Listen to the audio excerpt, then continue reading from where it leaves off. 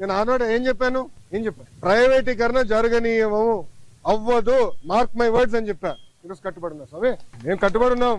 NDA ప్రభుత్వం ప్రజల దయవల, ఇదేదో మేము మా గొప్పతనం కాదు, ప్రజలు అద్భుతమైన మ్యాండేట్ ఎన్డీఏకి ఇచ్చింది కనుక ఈరోజు మేము మాడగలుగుతున్నాం. భారతదేశంలో అనేక ఉక్కు ఫ్యాక్టరీలు ప్రైవేటీకరణ జరుగుతుంటే కేవలం ఒక విశాఖ ఉక్కు కాపాడుకోగలం. దానికి కారణం మీరు ప్రజలు మాకు ఇచ్చిన మ్యాండేట్.